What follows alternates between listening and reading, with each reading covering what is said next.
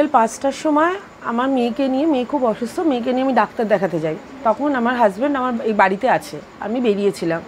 আমার হাজব্যান্ড 5:30টার সময় একটা কাজের জন্য বেরিয়েছিল শ্রীরামপুর, এবং 6:30টার সময় সে ফিরে আসে।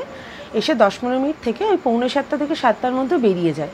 আর আমি বাড়ি ঢুকি 10টার সময়। আমি বাড়িতে যখন ঢুকি, বাইরে যেমন চাবি দেওয়া ওরকম চাবি দেওয়া, আমি চাবি খুলি। এই তারপরের যে গেট সেখানে চাবি দেওয়া, সেখানেও চাবি দিয়ে আমি ঘরে ঢুকি।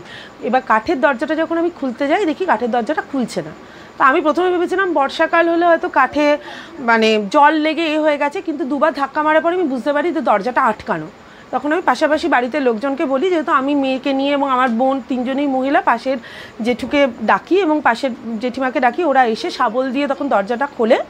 আমি ঘরে খুলে ঢুকে দেখি ঘর যেমন অন্ধকার অন্ধকার। আমার এই জানলার এখানে তার বেঁকিয়ে, এই লোহার শিক বেঁকিয়ে এখান দিয়ে ঢুকে এই ঘরের সমস্ত আলমারি থেকে সমস্ত বার করে নিয়েছে।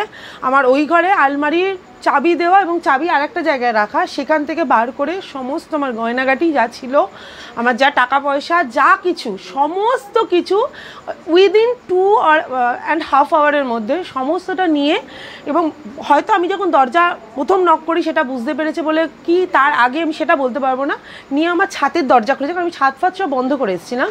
আমার ছাদের ঘরের দরজা খুলেছে, খুলে ছাদ দিয়ে বেরিয়ে চলে গেছে। আমি খুব মানে আমি ভীষণ হতবাক, এবং আমি খুব অদ্ভুত যে এটা আজকে এরম নয় রাত্রির আমি 2 দিন বাড়িতে নেই তার মধ্যে ঘটেছে এরম ঘটনা নয়। আশেপাশে আমার পাশের বাড়ির লোকজন দরজা খুলেছে, টিভি দেখছে, এই পাশের কাজ করছে, তার মাঝখানে এরকম ঢুকে দিনে দুপুরে এরকম চুরিয়ে নিঃস্ব করে দেওয়া, সমস্ত নিয়ে চলে গেছে। এবং এরম ইনফরমেশান জেনে কি করে এরম 2-2.5 ঘন্টার মধ্যে চুরি হতে পারে আমার ধারণার বাইরে। উত্তরপাড়ায় আমি আজকে 30-35 বছর ধরে আছি, আমার দেখা মানে অকল্পনীয় চুরি। আমি ভাবতে পারি না, আমার এই আলমারি সমস্ত লন্ডভন্ড করে দিয়ে গেছে। ভীষণভাবে আতঙ্কিত, এবং এখন নিরাপদে আমি যে বাচ্চা নিয়ে থাকবো, আমার যথেষ্ট ভয় লাগছে আমি বাচ্চা নিয়ে রাত কাটাবো কী করে। মানে রাত্রিরে ঢুকে মানুষকে খুন করে দিয়ে চলে যাবে, যে এইভাবে 2-2.5 ঘন্টার মধ্যে ঢুকে এরমভাবে চুরি করে বেরিয়ে যেতে পারে সমস্তটা নিয়ে, এবং আশেপাশে বাড়ির লোকজন থাকা সত্ত্বেও এভাবে যে নিয়ে চলে যেতে পারে ধারণার বাইরে। আমার সোনা বলতে আমার হাতের চুড়ি, শাখা বাঁধানো, পলা বাঁধানো, নোয়া, ইচ অ্যান্ড এভরিথিং। আমি কিছুদিন আগে একটা বিয়েবাড়ি অকেশনে আমার রাখা ছিল, আমি জাস্ট 2-4 দিন বাদেই রেখে দেওয়ার কথা ছিল, সেটা সমেত কানের 2-3 রকম দুল, হাতের রিসলেট, ইচ অ্যান্ড এভরিথিং, আমার মেয়ের কানের দুল, গলার হার সমস্ত নিয়ে গেছে। নগদ কোনো টাকা ছিল আপনাদের কাছে? নগদ টাকার পরিমাণটা কম ছিল, কিন্তু সোনাটাই মেনলি ছিল। পুলিশ প্রশাসনের কাছে আমরা তো এইরকম পরিস্থিতিতে পড়লে ভাবি পুলিশ প্রশাসনই আমাদের উদ্ধার করবে, কিন্তু বর্তমান পরিস্থিতিতে ভীষণই হতাশ। আমি জানি না কি উদ্যোগ তারা নেবেন, এবং কিভাবে আমাদের মতো এরকম ঘটনা তো আকছার প্রতিবাড়িতে ঘটছে, কিভাবে তাদেরকে তারা মানে নিরাপত্তা দেওয়ার, আমি নিরাপত্তা কথাটাই বলবো, নিরাপত্তা দেওয়ার চেষ্টা করবে, এবং এই বিপদ থেকে উদ্ধার করার কি পথ তাদের কাছে আমি সেটা জানতে খুব আগ্রহী। অবশ্যই বাড়ানো উচিত, অবশ্যই এরমভাবে। এবং আমরা মানে পাওয়ার পরে আমি 1/2 an hour ধরে পুলিশে ফোন করে, আমি কোনো রকম পুলিশ ফোন তোলেনি, আমি পুলিশকে কোনো রকমভাবে জানাতে পারিনি। 1/2 an hour আমি 10টা-10:30 থেকে ফোন করছি, 11টা বাজে আমি পুলিশের কোনো নাম্বারে ফোন করে ফোন পাইনি। আপনার নাম, বাড়ির ঠিকানা? আমার নাম অনিন্দিতা সাধুকা, আমার বাড়ির ঠিকানা হলো 12 নম্বর রাজেন্দ্র এভিনিউ, 3rd লেন। কত নম্বর ওয়ার্ড? 14 নম্বর ওয়ার্ড। দাদার থেকে নাম্বার পেলাম, এই ধানকলগুলি থেকে বলছি। হ্যাঁ স্যার, একটুখানি দেখুন না, খুব অসহায় অবস্থায় আপনি। হ্যাঁ আচ্ছা ঠিক আছে, আচ্ছা একটাও বলা হয়েছে, আরো কি করতে পারে?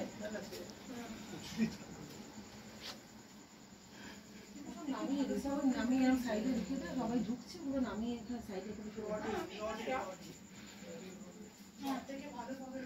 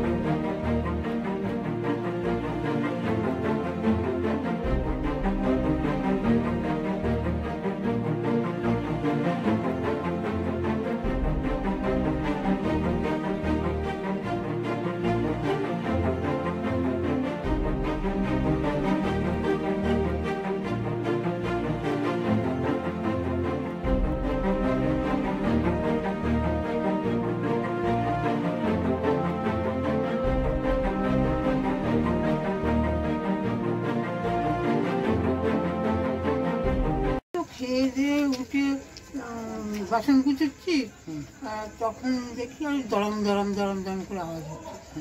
তা আমার নাতি বলছে কিছু আওয়াজ হচ্ছে, তো আমার ছেলেও পড়েছিল, নেমে এলো, এসে সোজা বেরিয়ে এলো। তা আমি তো ওটা বুঝতে পারিনি। তারপরে যে ওদের বাড়ি থেকে লোক বেরিয়ে এসেছে, এই চাবি খুলতে গিয়ে চাবি আটকে গেছে, ওদের তো একদম জানলার পাশে।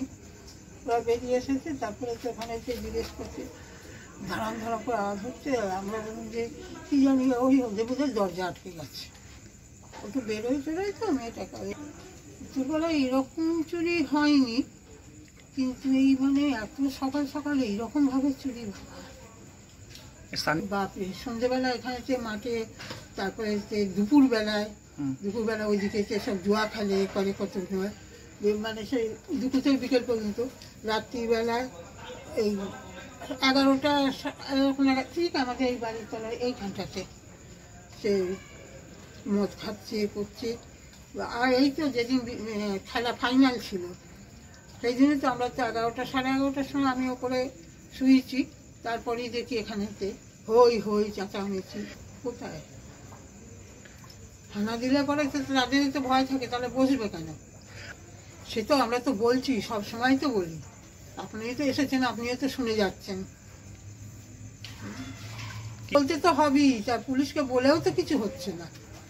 এই তো রদ করতে পারছে, মাঠেতে জুয়া খেলা, মদ খেলা খাওয়া, এটা মানে লেগেই আছে। এটা সিএ মাঠ। আমার নাম প্রতিমা সেন।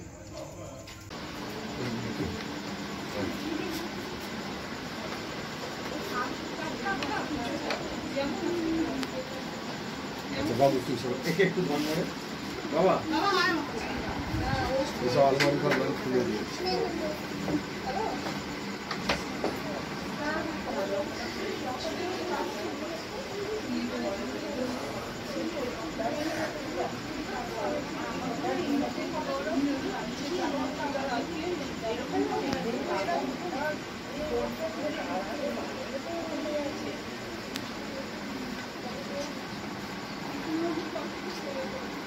পরিস্থিতি খুবই খারাপ পরিস্থিতি। আপনারা সিএ মাঠে ধানকলগলি সিএ মাঠ কোনোদিন এ হয় না। গ্রুপে বসে মদ গাঁজা সব কিছু নিয়েই চলে, কেউ কিচ্ছু বলে না। লাইট কেটে গেলে একটা লাইট পর্যন্ত লাগিয়ে সেইটুকু ব্যবস্থা হয় না। আমরা খুব বাজে অবস্থাতেই আছি।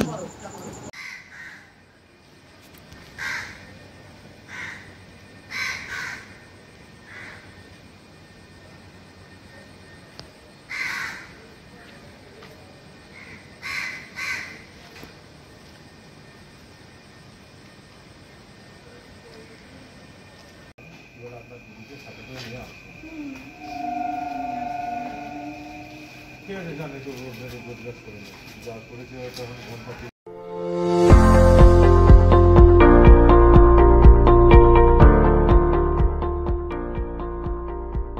মেডিওয়ালের পক্ষ থেকে সকলকে জানাই সাধারণ আমন্ত্রণ। পেডিক সার্জিক্যাল রেঞ্জে টোটাল রেঞ্জই পাওয়া যায়, যেমন hospital bed, oxygen concentrator, CPAP, BiPAP, তারপর orthopaedic wheel chair, crutch, LS belt, total রেঞ্জই পাওয়া যায় আমার এখানে।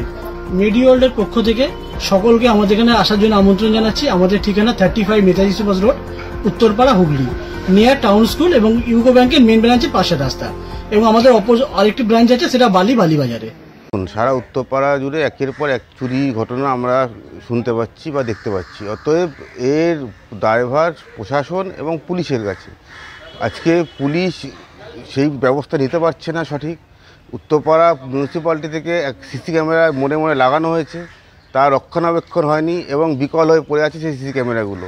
অতএব সে রক্ষণাবেক্ষণ দায়ভার কে নেবে? এই আজকে যদি সিসি ক্যামেরা লাগানো থাকতো এবং তা যদি তার ফুটেজ পাওয়া যেত, অতএব তার চুরি ঘটনা অনেকটা কম হতো।